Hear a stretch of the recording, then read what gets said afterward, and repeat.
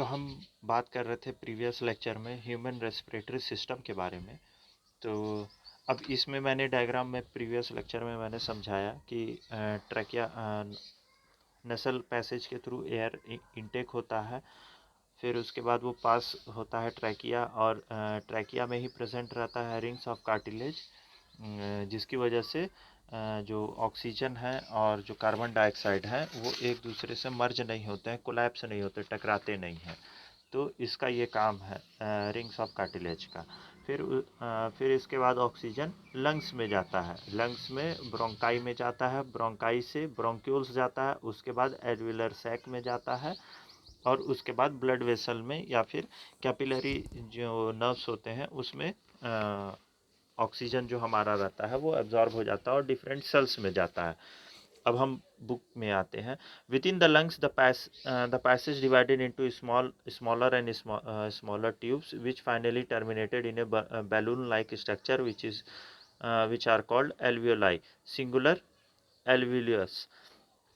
तो अब ये जो इसमें बताया है कि जो हमारा ऑक्सीजन है वो ब्रोंकाई से ब्रोंक्यूल्स में जाता है और फाइनली एल्वियोलाई में जाता है। और इसी एल्वियोलाई में नर्व्स, कैपिलरी नर्व्स होते हैं, पतले पतले, बहुत ही पतले पतले, जिसके जहाँ पर एक्सचेंज ऑफ गैसेस होता है, यानी कि जो पूरे बॉडी से जो वेस्ट जो कार्बन डाइऑक्साइड इकट्ठा हुआ है वो उसे एल्वियोलाई में देता है और वहाँ से कैरी करता है प्योर ऑक्सीजन को। और जो हम लोग इनटेक करते हैं नॉस्ट्रेल के थ्रू, जो एयर इनटेक करते हैं वो 100% ऑक्सीजन नहीं होता है, उसमें मिक्सचर ऑफ गैसेस रहते हैं। तो उसमें से सिर्फ ऑक्सीजन ही पिकअप करता है। ठीक, हमारा जो कैपिलरी ट्यूब्स है वो सिर्फ हमारा ऑक्सीजन ही इन पिकअप करता है, बाकी सब जो वेस्ट जो होता है उसे वो छोड़ देता है एज इट इज़, और वो हम एक्सपेल्ड आउट कर देते हैं। The alveoli provide a surface where the exchange of gases take place. जैसा कि मैंने अभी बात किया, एल्वियोलाई ही वो जगह है जहाँ पर एक्सचेंज होता है, गैसेस का एक्सचेंज होता है। As the wall of the alveoli contain an extensive network of blood vessel। और मैंने पहले ही बताया था कि इसी एल्वियोलाई में ब्लड वेसल का नेटवर्क होता है, कनेक्टिविटी होता है, यहीं पर पूरे नर्व्स आके मिलते हैं जहाँ पर एक्सचेंज ऑफ गैसेस होता है। As we have seen in earlier classes, when we breathe in, we lift our ribs and flatten our diaphragm, and the chest cavity become larger as a result। अब हम पहले इसमें जो बता रहा है कि आपने पहले भी पढ़ा होगा क्लास में कि जब हम इनहेल करते हैं, ऑक्सीजन इनहेल करते हैं तो हमारी छाती फूल जाती है। वो क्यों होती है? जो हमारा डायफ्राम है वो क्या होता है, फ्लैट हो जाता है, यानी नीचे नीचे की तरफ मूव करता है, फ्लैट होता है, जिसकी वजह से हमारा छाती जो जो हमारा चेस्ट है ये क्या होता है, साइज में बढ़ जाता है। Because of this air is sucked in the lungs and fill the expanded alveoli।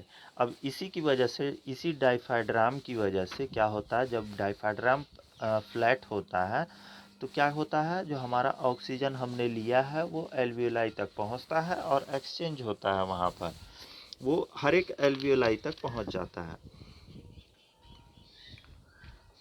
The blood brings carbon dioxide from the rest of the body for release into the alveoli, and the oxygen in the alveolar air is taken up by the blood in the alveolar blood vessel to be transported to all the cells in the body। अब क्या होता है, अब carbon dioxide जो हमारा है वो independent नहीं आता है। इंडिपेंडेंट यानी जैसे कार्बन डाइऑक्साइड अकेले नहीं आता, वो डिज़ोल्व होता है ब्लड में। क्यों क्यों ब्लड में ही डिज़ोल्व रहता है? क्योंकि ये बहुत ही अच्छा मतलब आसानी से ब्लड में मिक्सअप हो जाता है। कार्बन डाइऑक्साइड की एक प्रॉपर्टी है कि ब्लड में ईजिली घुल जाता है, तो इस वजह से, और ब्लड ही ट्रांसपोर्टेशन का काम करता है, चाहे कोई भी हो, हमने खाना खाया, जो भी न्यूट्रिएंट है हमारा बॉडी में ब्लड ही सप्लाई करता है, ऑक्सीजन से लेके न्यूट्रिएंट से लेके सब कुछ हमारा ब्लड ही करता है, ब्लड ही सप्लाई करता है, ब्लड ही सर्कुलेशन करता है, चाहे वो सेल्स में जाए, चाहे एल्वियोलाई में जाए, चाहे ब्रेन तक, कुछ भी एनर्जी रिलीज करना हो, एनर्जी पहुंचाना हो, न्यूट्रिएंट पहुंचाना हो, कुछ भी जो भी हो, वो सब सब सब काम ब्लड ही करता है।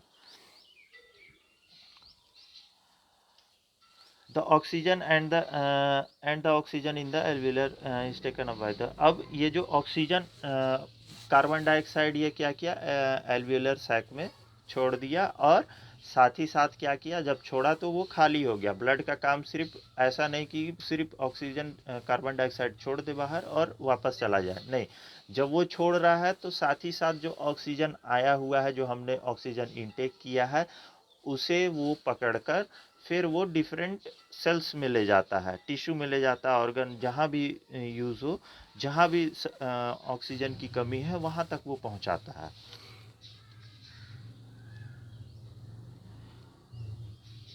The oxygen in the alveolar sac is taken up by the blood in the alveolar blood vessel and transported to cells of the body. During the breathing cycle, when air is taken in and let out, the lungs always contain a residue volume of air so that there is a sufficient time for oxygen to be absorbed and for carbon dioxide to be released.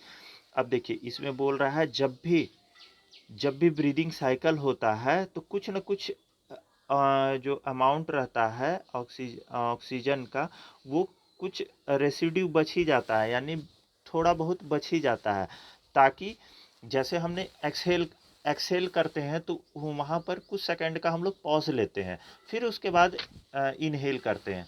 तो इस जो pause जो हुआ 1-2 second का, minor second का, तो इसमें जो रेसिड्यू रहता है वो आसानी से एब्जॉर्ब हो जाए। जब आप अपने खुद से देखिए, जब आप इनहेल करते हैं, फिर 1 सेकंड के लिए ही आप रुकते हैं, फिर उसके बाद एक्सहेल करते हैं, तो यानी जो अंतर हुआ, इसमें क्या होता है, ये स्टॉप नहीं होता है, अंदर में आपके जो रेसिड्यू, जो बचा हुआ ऑक्सीजन है, वो एब्जॉर्ब हो रहा है। इस जो पॉज जो आपने लिया, इस पॉज में वो ऑक्सीजन एब्जॉर्ब हुआ। साथ ही साथ जब आप एक्सहेल करते हैं तो वहाँ पर भी आप एक टाइम आता है, आप पॉज लेते हैं, तो उस पॉज में क्या होता है, उस पॉज में कंटिन्यू वहाँ पर क्या होता है, आपके एल्वियोलाई में एक्सचेंज ऑफ गैसेस होता है। तो जब भी आप पॉज लेते हैं तो वहाँ पर एक कुछ वॉल्यूम जो एयर का रहता है आपके लंग्स में, वो रिजर्व रहता है, बचा रहता है, रेसिड्यू रहता है। When the body size in the animal is large, the diffusion pressure cannot take care of oxygen delivery to all parts of the body. अब देखिए, अब लार्ज बॉडी सिस्टम की बात कर रहा है, जब विशाल का शरीर हो तो सभी कुछ डिफ्यूजन प्रेशर से नहीं कंट्रोल हो सकता, तो इस चीज के लिए क्या होता है, रेस्पिरेटरी पिगमेंट होता है।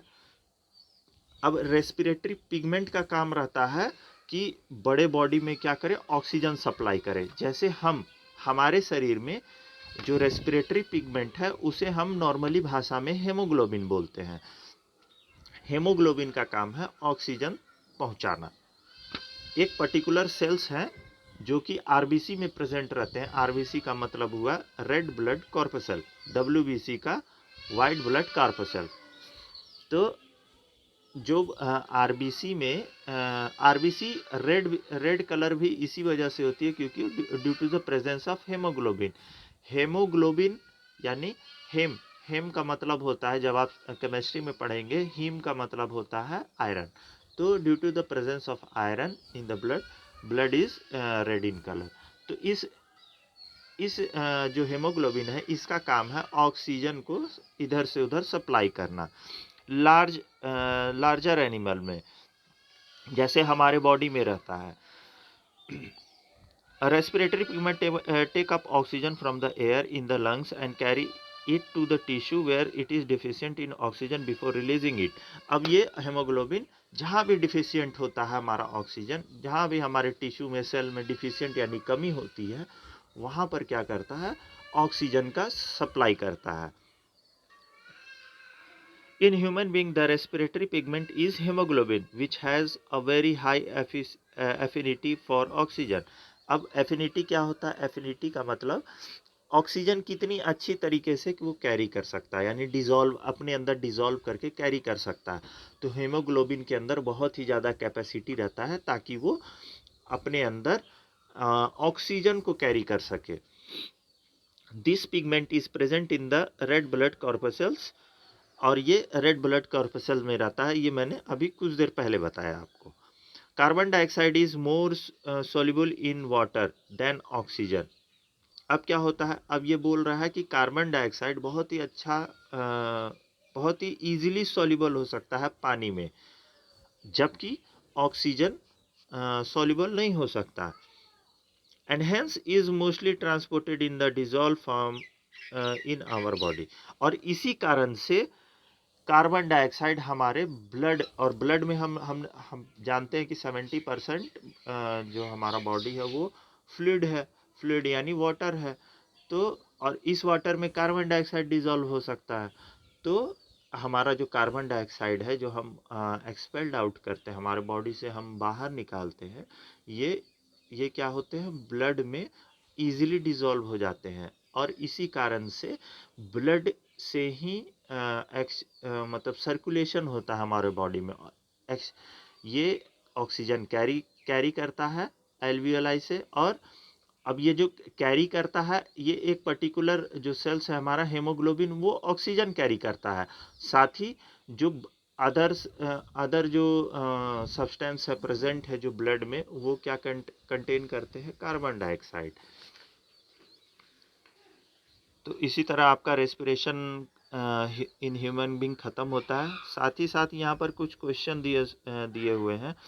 What advantage over an aquatic organism does a terrestrial organism has with the regards to obtain oxygen for respiration. अब आपको यहाँ पर ये क्वेश्चन देना है। आप मेरा पहला वाला लेक्चर अगर सुनेंगे तो उसमें इसका आंसर दिया हुआ है कि जो लार्जर ऑर्गेनिज्म है वो लार्जर नहीं, जो हम हैं टेरेस्ट्रियल एनिमल है, ये हमारे पास क्या है? सफिशिएंट एयर मतलब प्रेजेंट है, हमारे चारों तरफ एयर प्रेजेंट है, तो हम इजीली उसे इनहेल कर सकते हैं।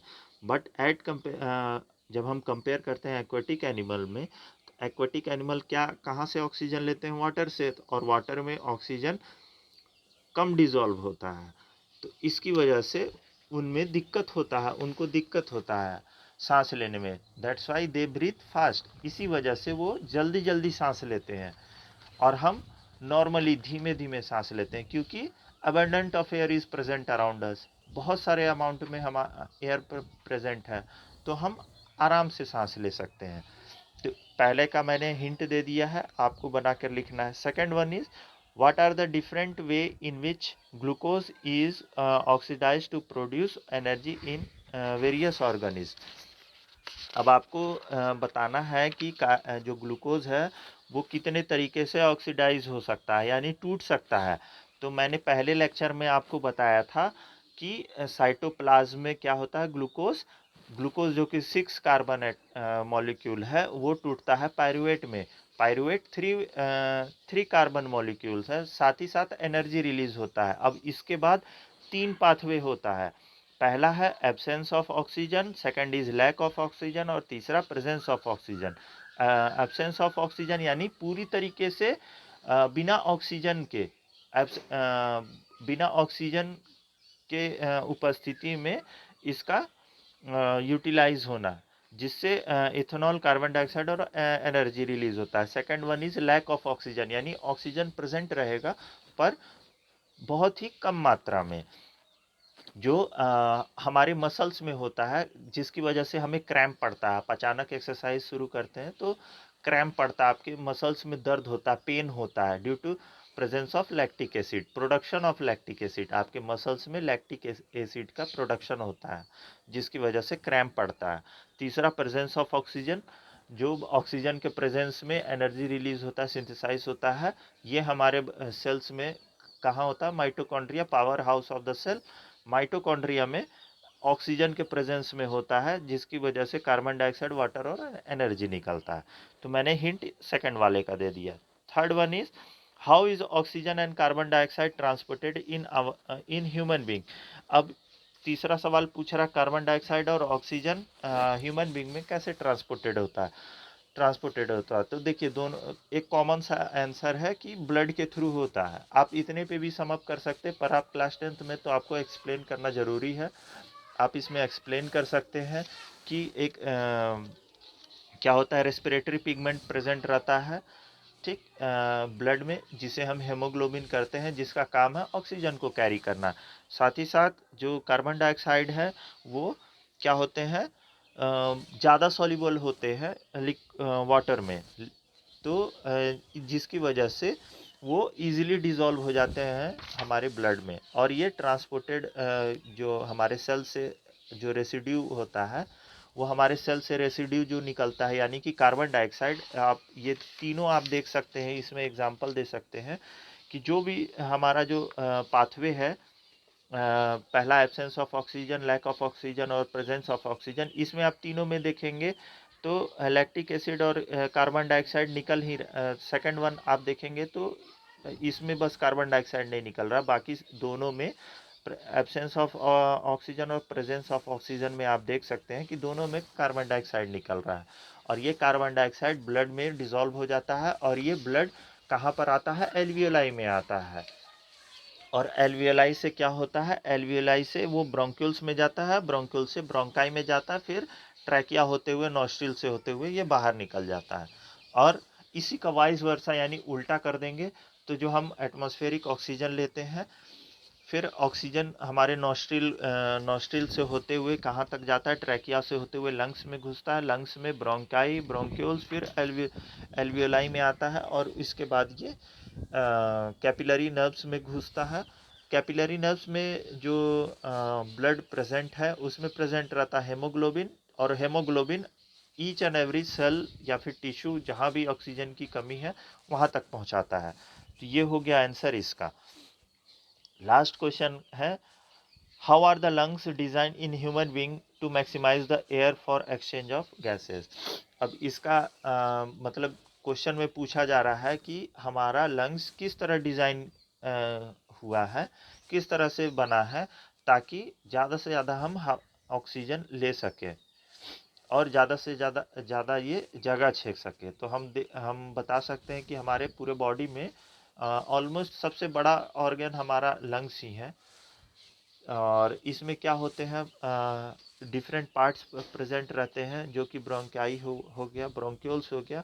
साथ ही साथ ये जो ब्रोंक्यूल्स हैं, इसके अंदर एल्वियोलाई प्रेजेंट रहते हैं, जो कि बलून लाइक स्ट्रक्चर प्रेजेंट रहते हैं, जो कि हेल्प करते हैं। तो ये बहुत सारे ब्रोंक्यूल्स होते हैं हमारे, ये पूरे सरफेस एरिया पे, लंग्स के सरफेस पे प्रेजेंट रहते हैं, बाहरी सतह पे रहते हैं। अंदर रहेंगे तो कुछ फ़ायदा होगा नहीं, बाहरी सतह पे रहेंगे तो ये जल्दी आसानी से गैसेस का एक्सचेंज कर सकते हैं। तो ये हो गया क्वेश्चन नंबर 4 का। ये आपका होमवर्क है, do as soon as possible and send me the pic of this homework.